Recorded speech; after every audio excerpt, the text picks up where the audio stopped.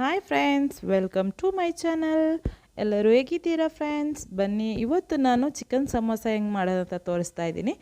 ಇವಾಗ ನಾನು ರಮದಾನ್ ಆಗಿ ಒಂದು 8 ಡೇಸ್ ಆಯಿತು. ನನಗೆ ಇದುವರೆಗೂ ಅಪ್ಲೋಡ್ ಮಾಡೋಕ್ಕಾಗಿಲ್ಲ ಒಂದು ವೀಡಿಯೋನು. ನಾನು ಇವತ್ತಿಂದ ಶುರು ಮಾಡ್ತಾಯಿದ್ದೀನಿ. ಡೈಲಿ 2 ವೀಡಿಯೋಸ್ನ ಅಪ್ಲೋಡ್ ಮಾಡ್ತೀನಿ. ನೀವು ಫಸ್ಟ್ ಟೈಮ್ ವೀಡಿಯೋ ನೋಡ್ತಾ ಇದ್ದೀರ ಅಂದ್ರೆ ಪ್ಲೀಸ್ ಸಬ್ಸ್ಕ್ರೈಬ್ ಮಾಡಿ, ಬೆಲ್ ಐಕನ್ ಒತ್ತಕ್ಕೆ ಮರಿಬೇಡಿ ಫ್ರೆಂಡ್ಸ್. ಇವಾಗ ಫಸ್ಟಿಗೆ ನಾನಿವಾಗ ಮೈದಾ ತೊಗೊಂಡಿದ್ದೀನಿ 1 ಕಪ್ಪಷ್ಟು. ಇದಕ್ಕೆ ಒಂದು 2 ಸ್ಪೂನಷ್ಟು ನಾನಿವಾಗ ಕಾರ್ನ್ಫ್ಲವರ್ನ ಹಾಕ್ತಾಯಿದ್ದೀನಿ. ಇದಂದರೆ ಕ್ರಿಸ್ಪಿಯಾಗಿ ಬರೋಕ್ಕೋಸ್ಕರ. ಇದಕ್ಕೆ ನಾನಿವಾಗ ಉಪ್ಪು, ರುಚಿಗೆ ತಕ್ಕಷ್ಟು ಉಪ್ಪನ್ನ ಹಾಕ್ಕೊಂಡು ಒಂದು 2 ಸ್ಪೂನಷ್ಟು ಆಯಿಲ್ನ, ನಾರ್ಮಲ್ ಆಯಿಲ್ನ ಹಾಕ್ಕೊಂಡು ಚೆನ್ನಾಗಿ ಇದನ್ನು ಮಿಕ್ಸ್ ಮಾಡ್ಕೋಬೇಕು. ಮೈದಾ ಮತ್ತು ಆಯಿಲ್ ಚೆನ್ನಾಗಿ ಮಿಕ್ಸ್ ಆಗಬೇಕು, ಅದುವರೆಗೂ ಚೆನ್ನಾಗಿ ಇದನ್ನು ಮಿಕ್ಸ್ ಮಾಡಿ ಆಮೇಲೆ ಇದಕ್ಕೆ ಸ್ವಲ್ಪನೇ ನೋಡಿಕೊಂಡು ನೀರು ಹಾಕ್ಕೊಂಡು ಇದನ್ನು ಚಪಾತಿ ಹಿಟ್ಟಿನದಕ್ಕೆ ಇದನ್ನು ಕಲಿಸ್ಕೋಬೇಕು. ನೋಡಿ, ಇವಾಗ ಸಾಫ್ಟಾಗಿರುವಂಥ ಒಂದು ಹಿಟ್ಟು ರೆಡಿ ಆಯಿತು. ಇದನ್ನು ನಾನಿವಾಗ ಪಕ್ಕದಲ್ಲಿ ಇಡ್ತಾಯಿದ್ದೀನಿ. ಇವಾಗ ನಾನು ಒಂದು ಗ್ಯಾಸ್ ಆನ್ ಮಾಡ್ಕೊಂಡು ಒಂದು ಬಾಣಲಿನ ಇಡ್ತಾಯಿದ್ದೀನಿ. ಬಾಣಲಿನ ಇಟ್ಟು ಇದಕ್ಕೆ ಒಂದು ಸ್ವಲ್ಪ ಆಯಿಲ್ನ ಹಾಕ್ತಾಯಿದ್ದೀನಿ. ಒಂದು 2 ಸ್ಪೂನಷ್ಟು ನಾನು ಆಯಿಲ್ನ ಹಾಕ್ಕೊಂಡಿದ್ದೀನಿ. ಅದು ಬಿಸಿ ಆದ ನಂತರ ಇದಕ್ಕೆ ಈರುಳ್ಳಿ, ಸಣ್ಣದಾಗಿ ಕಟ್ ಮಾಡಿರೋಂಥ 2 ಈರುಳ್ಳಿನ ಹಾಕ್ಕೊಂಡಿದ್ದೀನಿ. ಅದೊಂದು ಸ್ವಲ್ಪ ಫ್ರೈ ಆದ ನಂತರ, ಒಂದು ಕಲರೆಲ್ಲ ಚೇಂಜ್ ಆದ ನಂತರ ಇದಕ್ಕೆ ನಾನಿವಾಗ 1 ಸ್ಪೂನಷ್ಟು ಶುಂಠಿ ಮತ್ತು ಬೆಳ್ಳುಳ್ಳಿ ಪೇಸ್ಟು, ಆಮೇಲೆ ಗ್ರೀನ್ ಚಿಲ್ಲಿ ಪೇಸ್ಟು, ಹಸಿ ಮೆಣಸಿನ್ಕಾಯಿನ ನಾನು ಪೇಸ್ಟ್ ಮಾಡ್ಕೊಂಡು ಇಟ್ಕೊಂಡಿದ್ದೆ, ಅದನ್ನು 1 ಸ್ಪೂನಷ್ಟು ಹಾಕ್ಕೊಂಡು ಚೆನ್ನಾಗಿ ಇದನ್ನು ಫ್ರೈ ಮಾಡ್ಕೋಬೇಕು. ಅದರ ಹಸಿ ಸ್ಮೆಲ್ಲೆಲ್ಲ ಹೋಗುವವರೆಗೂ ಇದನ್ನು ಫ್ರೈ ಮಾಡ್ಕೊಳ್ಳಿ. ಅದು ಚೆನ್ನಾಗಿ ಫ್ರೈ ಆದ ನಂತರ ಇದಕ್ಕೆ ಒಂದು ಆಲೂಗಡ್ಡೆ, ಅಂದರೆ ಒಂದು ಪೊಟ್ಯಾಟೋನ ಕಟ್ ಮಾಡ್ಕೊಂಡು ಸಣ್ಣದಾಗಿ ಕಟ್ ಮಾಡಿಕೊಂಡು ಹಾಕ್ಕೋಬೇಕು. ಆಮೇಲೆ ಇದಕ್ಕೆ ಒಂದು ಕ್ಯಾರೆಟ್ನ ಸಣ್ಣದಾಗಿ ಕಟ್ ಮಾಡ್ಕೊಂಡು ಹಾಕ್ಕೊಳ್ಳಿ. ಆಮೇಲೆ 1ರಿಂದ ಅರ್ಧ ಕಪ್ಪು ನಿಮಗೆ ಎಷ್ಟು ಬೇಕಷ್ಟು ಬೀನ್ಸನ್ನ ಸಣ್ಣದಾಗಿ ಕಟ್ ಮಾಡಿಕೊಂಡು ಹಾಕ್ಕೋಬೇಕು. ಹಾಕ್ಕೊಂಡು ಒಂದು ಸ್ವಲ್ಪ ಫ್ರೈ ಮಾಡ್ಕೊಳ್ಳಿ ಬೀನ್ಸು. ಆಮೇಲೆ ಆಲೂಗಡ್ಡೆ ಎಲ್ಲ ಚೆನ್ನಾಗಿ ಬೇಯಬೇಕು. ಅದುವರೆಗೂ ಒಂದು ಸ್ವಲ್ಪ ಒಂದು 2 ನಿಮಿಷ ಬೇಯಿಸ್ಕೊಂಡ್ರೆ ಸಾಕು. ಇವಾಗ ನಾನು ಇದಕ್ಕೆ 1 ಸ್ಪೂನಷ್ಟು ನಾನಿವಾಗ ರೆಡ್ ಚಿಲ್ಲಿ ಪೌಡ್ರು, ಒಂದು ಅರ್ಧ ಸ್ಪೂನಷ್ಟು ನಾನಿವಾಗ ಅರಿಶಿನ, ಆಮೇಲೆ ಜೀರಾ ಪೌಡ್ರು 1 ಸ್ಪೂನು, ಆಮೇಲೆ ಚಿಕನ್ ಮಸಾಲ 1 ಸ್ಪೂನಷ್ಟು ಹಾಕ್ಕೊಂಡು ಇದನ್ನು ಚೆನ್ನಾಗಿ ಫ್ರೈ ಮಾಡ್ಕೋಬೇಕು. ಮಸಾಲದ ಹಸಿ ಸ್ಮೆಲ್ಲೆಲ್ಲ ಇರುತ್ತಲ್ಲ, ಅದೆಲ್ಲ ಹೋಗುವವರೆಗೂ ಇದನ್ನು ಚೆನ್ನಾಗಿ ಫ್ರೈ ಮಾಡ್ಕೊಳ್ಳಿ.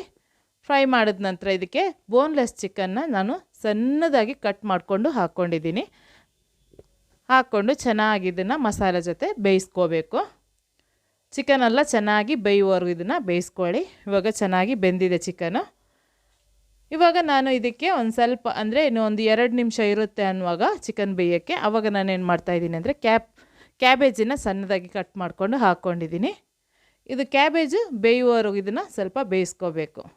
ಆಮೇಲೆ ಚೆನ್ನಾಗಿ ಬೆಂದ ನಂತರ ಇದಕ್ಕೆ ಒಂದು ಸ್ವಲ್ಪ ಕೊತ್ತಂಬರಿ ಸೊಪ್ಪನ್ನ ಕಟ್ ಮಾಡಿಕೊಂಡು ಹಾಕ್ಕೊಂಡಿದ್ದೀನಿ. ಇವಾಗ ನಾವು ಫಿಲ್ಲಿಂಗ್ ರೆಡಿ ಆಯಿತು ಸಮೋಸದು. ಇದನ್ನು ಪಕ್ಕದಲ್ಲಿ ಇಡ್ತಾಯಿದ್ದೀನಿ. ಇವಾಗ ನಾನು ಇದು ಚಪಾತಿ ಮಾಡ್ಕೋಬೇಕಲ್ವ, ಸಮೋಸ ಮಾಡಬೇಕಂದ್ರೆ ಅದಕ್ಕೆ ನಾನಿವಾಗ ಇದನ್ನು ನಾನು ಹಿಟ್ಟನ್ನ ತಗೊಂಡು ಇದನ್ನು ಬಾಲ್ಸ್ ಥರ ಮಾಡ್ತಾಯಿದ್ದೀನಿ. ಇವಾಗ ಇದನ್ನು ಚೆನ್ನಾಗಿ ಕೈಯಲ್ಲಿ ನಾದಿ ಇದನ್ನು ರೌಂಡಾಗಿ ಚೆನ್ನಾಗಿರುವಂಥ ಬಾಲ್ನ ರೆಡಿ ಮಾಡ್ಕೋಬೇಕು. ಹಿಟ್ಟು ನೋಡಿ ಎಷ್ಟು ಸಾಫ್ಟಾಗಿ ಬಂದಿದೆ ಅಂದರೆ ಹಿಟ್ಟು. ಒಂದು 10 ನಿಮಿಷ ಇಟ್ಟಿದ್ದೀವಲ್ವ, ಹಂಗಾಗಿ ತುಂಬಾ ಸಾಫ್ಟಾಗಿರುವಂಥ ಒಂದು ಹಿಟ್ಟು ರೆಡಿಯಾಗಿದೆ. ಇದನ್ನು ನಾವು ಚಪಾತಿ ಥರ ಮಾತ್ರ ಶೇಪ್ ಇಲ್ಲ ಅಂದ್ರೂ ನಡೆಯುತ್ತೆ. ಇದಕ್ಕೆ ರೌಂಡಾಗಿರುವಂಥ ಶೇಪೇ ಬೇಕಾಗಿಲ್ಲ. ನೀವು ಯಾವ ಶೇಪಲ್ಲಿ ಮಾಡಿಕೊಂಡು ಅದನ್ನು ಏನು ಮಾಡಬೇಕಂದ್ರೆ ರೆಕ್ಟ್ಯಾಂಗಲಲ್ಲಿ ಇದನ್ನು ಕಟ್ ಮಾಡ್ಕೋಬೇಕು. ನೋಡಿ, ಈ ಥರ 2 ಸೈಡು ಎಕ್ಸ್ಟ್ರಾಸ್ನ ತೆಗಿಬೇಕು.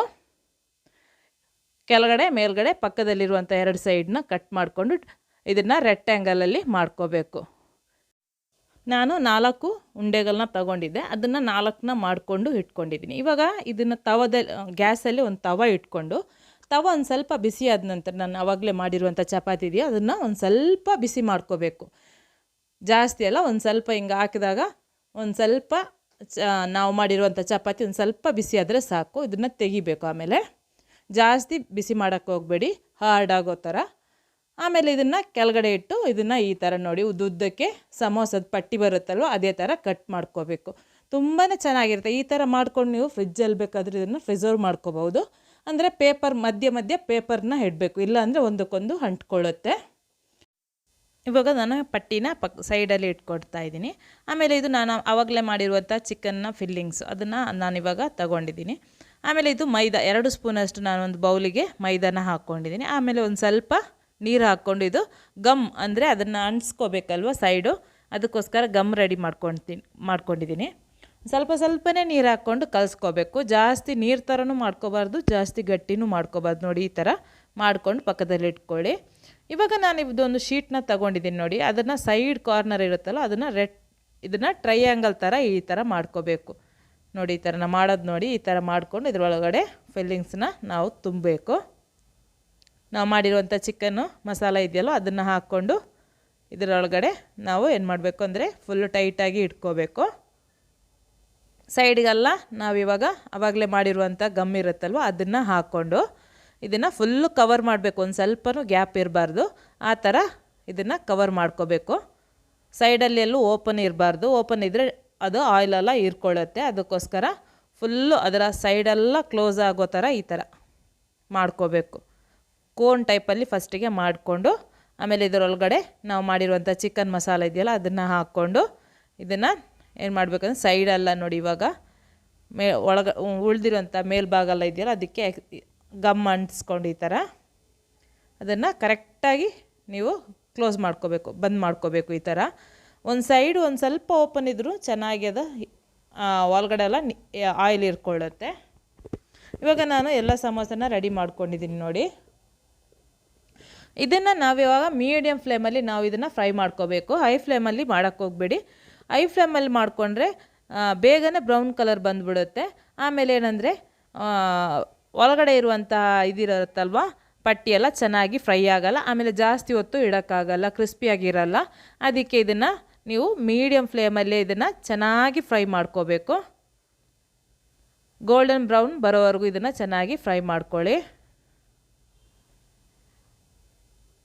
ಇದು ಒಂದು 10 ನಿಮಿಷದಲ್ಲೆಲ್ಲ ರೆಡಿ ಆಗುತ್ತೆ ಸಮೋಸ. ತುಂಬಾ ಚೆನ್ನಾಗಿರುವಂಥ ಕ್ರಿಸ್ಪಿಯಾಗಿರುವಂಥ ಒಂದು ರೆಸಿಪಿ, ತುಂಬಾ ಟೇಸ್ಟಿಯಾಗಿರುತ್ತೆ. ಇವಾಗ ಗೋಲ್ಡನ್ ಬ್ರೌನ್ ಕಲರ್ ಬಂತು ನೋಡಿ, ಚೆನ್ನಾಗಿ ಫ್ರೈ ಆಗಿದೆ. ಇದನ್ನು ನಾನಿವಾಗ ತೆಗಿತಾ ಇದ್ದೀನಿ. ಇವಾಗ ತೆಗೆದು ಇದನ್ನು ನಾನಿವಾಗ ಸರ್ವ್ ಮಾಡೋಕ್ಕೆ ಇಡ್ತಾಯಿದ್ದೀನಿ. ರಮದಾನ್ ಬಂತು ಅಂದರೆ ಸಮೋಸ ಇಲ್ಲ ಅಂದರೆ ತುಂಬಾ ಬೇಜಾರಾಗುತ್ತೆ. ನೀವು ಈ ರೆಸಿಪಿನ ಒಂದು ಸಲ ಟ್ರೈ ಮಾಡಿ. ಈ ಸಮೋಸನ ತುಂಬಾ ಚೆನ್ನಾಗಿರುತ್ತೆ. ಆಮೇಲೆ ನೀವು ಇದನ್ನು ಮಾಡಿದ್ರೆ ರೋಡ್ ಸೈಡಿಂದೆಲ್ಲ ತರ್ತಿರಲ್ಲ ಅದನ್ನು ನೀವು ಮರ್ತು ಬಿಡ್ತೀರಾ. ಇವಾಗ ನಾನು ಇದನ್ನು ಸರ್ವ್ ಮಾಡೋಕ್ಕೆ ರೆಡಿ ಆಯಿತು ನೋಡಿ. ತುಂಬಾ ಟೇಸ್ಟಿಯಾದಂಥ ಒಂದು ರೆಸಿಪಿ ಚಿಕನ್ ಸಮೋಸ. ನಿಮಗೆಲ್ಲರಿಗೂ ಇವತ್ತಿನ ರೆಸಿಪಿ ಇಷ್ಟ ಆಯಿತು ಅಂತ ಅನ್ಕೋತೀನಿ. ಹಾಗೆಯೇ ಇಷ್ಟ ಆದರೆ ಈ ವಿಡಿಯೋಗೊಂದು ಲೈಕ್ ಕೊಡೋದಂತೂ ಮರಿಬೇಡಿ ಫ್ರೆಂಡ್ಸ್. ಈ ವಿಡಿಯೋನ ನಿಮ್ಮ ಫ್ಯಾಮಿಲಿ, ಫ್ರೆಂಡ್ಸಿಗೆ, ರಿಲೇಟಿವ್ಸ್ಗೆ ಎಲ್ಲರಿಗೂ ಶೇರ್ ಮಾಡಿ. ನೆಕ್ಸ್ಟ್ ಹೊಸ ರೆಸಿಪಿಯೊಂದಿಗೆ ಹೊಸ ವಿಡಿಯೋ ಜೊತೆ ಬರ್ತೀನಿ ಫ್ರೆಂಡ್ಸ್. ಬಾಯ್.